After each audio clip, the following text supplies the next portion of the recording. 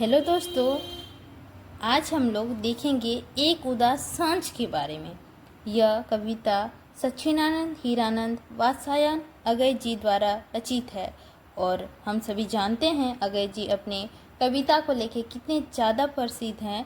तो उन्हीं में से एक कविता है एक उदास सांझ, जो कि काफ़ी सारे प्रतियोगिता परीक्षा में पूछे जाते हैं। तो बिना लेट किए हुए हम लोग इस कविता का परिचय जानना शुरू करते हैं। तो चलिए स्टार्ट करते हैं।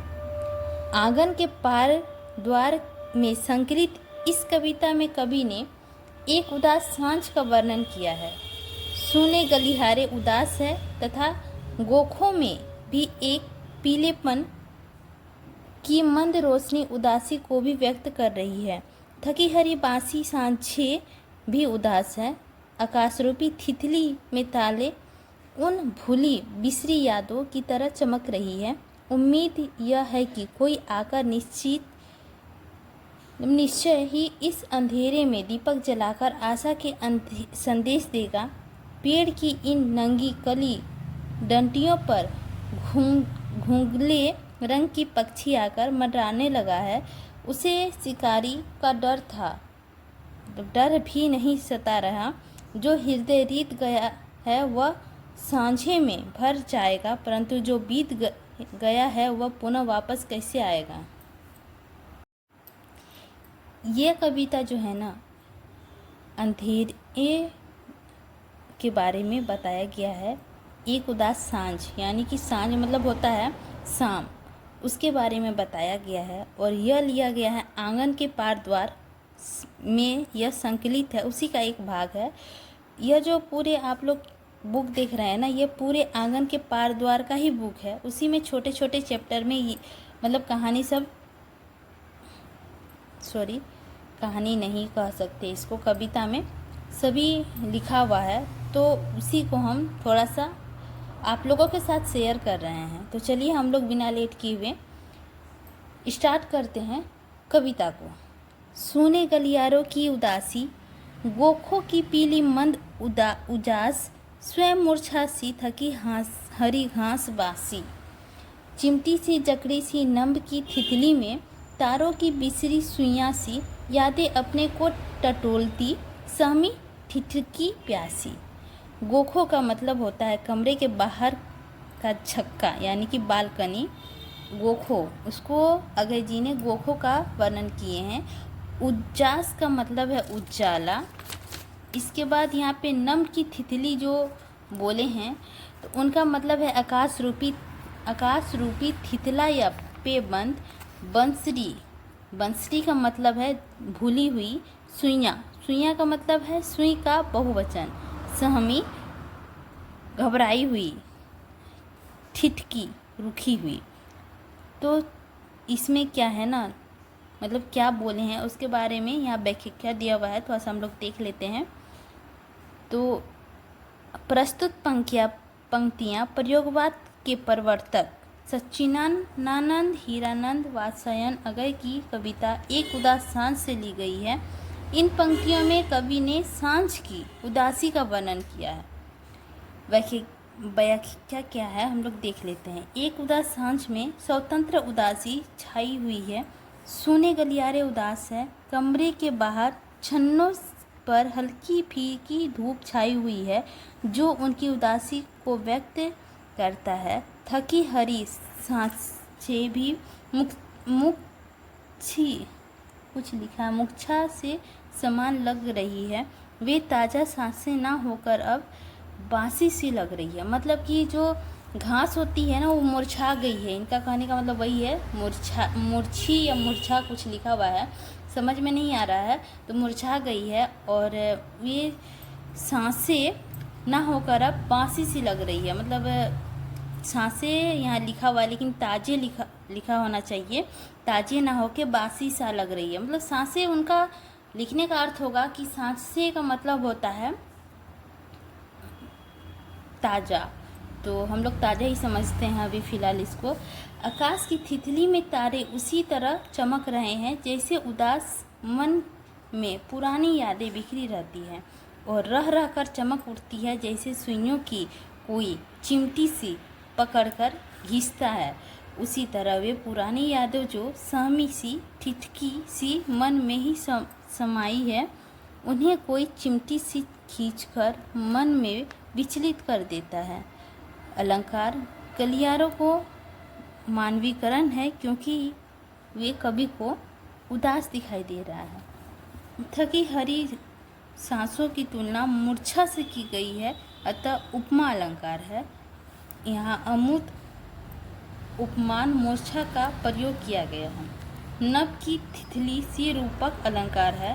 तारों की सुइयां सी में उपमा अलंकार है। दोनों का साधारण धर्म चमक है। तारों भी उसी तरह चमक रहे हैं जैसे सुइयां यादें चमकती है। प्रयोगवाद कवि ने अंतर की पीड़ा को काव्य का विषय बनाया है। इसमें अलंकार का भी वर्णन किया हुआ है, तो हम आप लोगों के साथ शेयर कर दिए। दूसरा हम लोग देखते हैं, ये दूसरा भाग है कहानी का, कविता का। मतलब कविता और कहानी में थोड़ा सा मेरा कंफ्यूज है। मतलब कविता भी बोलना चाहते हैं ना, तो मुंह में कहानी आता है, तो उसको इग्नोर कर दीजिएगा। चलिए हम लोग आगे देखते हैं। हाँ, कोई आकर निश्चय दिया जलाएगा, दीप्ता छिपता लुब्धक सोने में कभी उभर आएगा। नंगी कली डाली पर निवीप धुंधला उजला पंछी मंडराएगा। हाँ, सांसें ही सांसों में सांसों ही सांसों से रीत गाया, अंतर भी भर जाएगा। पर वह जो बीत गया, जो नहीं रहा, वह कैसे फिर आएगा। दिया का मतलब है दीपक, ये तो सभी जानते हैं। लुब्धक का मतलब है बहेलियाँ। छिपता का मतलब है छिपता, यानी कि ये छिपता दूसरा है और यह ओरिजिनल वाला छिपता है। नीरव यानी कि शांत। रीत गया खाली हो गया। अंतर हृदय। यहाँ पे अब देखिए, प्रस्तुत पंक्तियाँ प्रयोगवाद के प्रवर्तक सच्चिदानंद हीरानंद वात्स्यायन अगय की कविता एक उदास सांस से ली गई है। कवि को विश्वास है कि इस उदासी में अवश्य ही कोई दीप जलाकर आशा का प्रकाश फैलाएगा। रोता हुआ अंतर उनसे भर जाएगा, परंतु जो बीत गया उसे वापस नहीं लाया जा सकता। अब यहाँ व्याख्या देख लेते हैं क्या बोल रहे हैं वहाँ यहाँ पर। मुझे पूरा विश्वास है कि इस अंधेरे में कोई आकर दीपक अवश्य जलाएगा और इस अंधेरे को दूर करेगा। इस अंधेरे में कोई लूटता छिपता शिकारी सूनेपन में उभर आएगा और उससे बचने के लिए पेड़ की नंगी कली डाली पर कोई शांत पक्षी जो धुंधला उजला होगा अवश्य इधर उधर मंडराएगा। भाव यह है कि पुरानी यादें मन में चमकेगी अवश्य, और जो हृदय धीरे धीरे उन पुरानी यादों से रिक्त हो गया है वह भी धीरे धीरे भर जाएगा। किंतु यह भी सच है कि बीत गया है, समाप्त हो गया है, वह फिर दोबारा नहीं आने वाला है। अलंकार देख लेते हैं। दीप्ता छिपता में पदमोत्री अलंकार है। धुंधला उजला पंछी नई पुरानी यादों का प्रतीक है। खाली खड़ी बोली का प्रयोग है। प्रयोगवाद कविता में उपमानों का प्रयोग किया है तथा अंतर्मन की पीड़ा की विषय वस्तु बनाया है। यहाँ पे देखते हैं हम लोग अगय जी के बारे में कुछ, मतलब ये क्या वर्णन किए हैं इस कविता में, वही पूछा गया है। अगय की कविता में के आधार पर एक उदास सांझ का वर्णन कीजिए।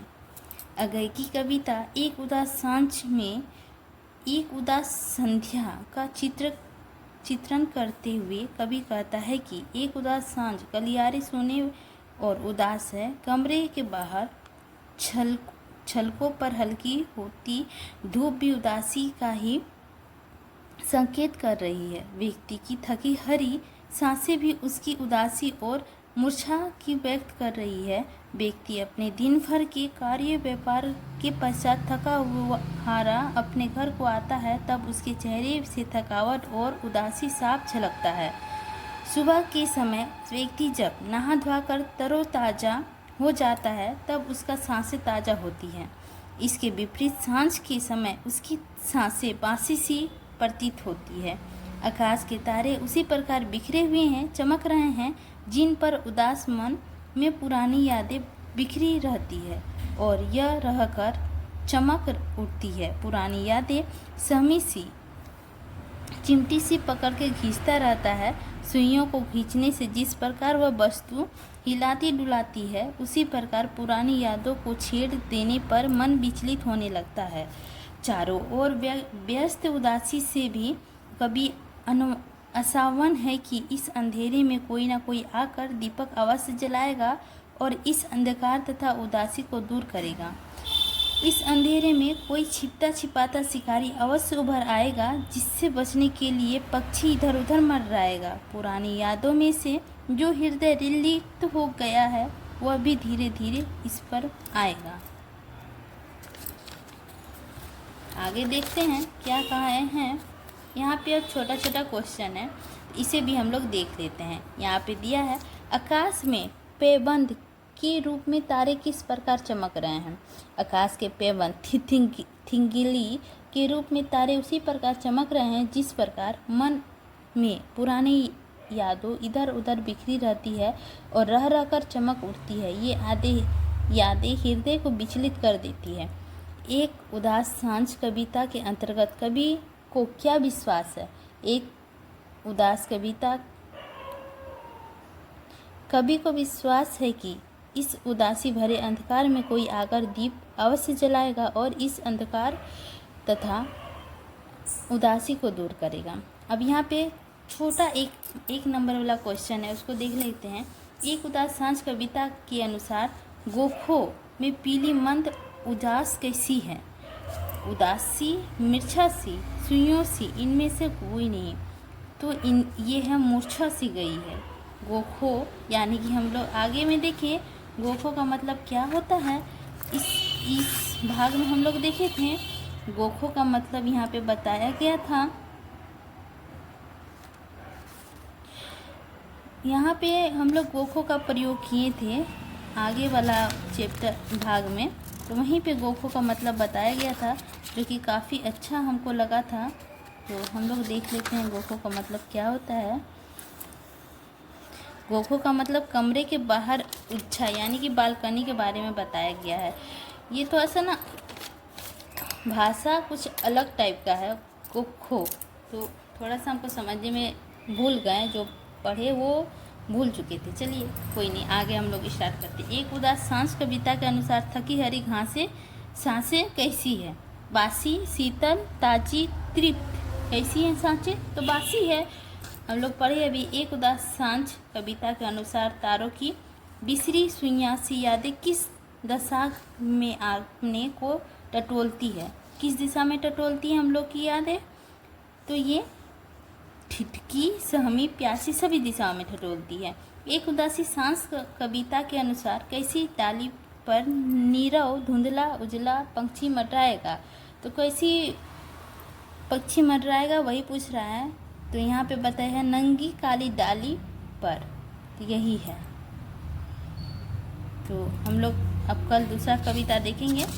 आज यह कविता हम लोग का पूरा हो गया और कल कोशिश करेंगे कि दूसरा कविता हम लेकर आएंगे। आई होप आप लोगों को अच्छा लगा होगा। मिलते हैं एक और कविता लेके, तब तक लेते हैं हम आप लोगों से विदा। Thank you.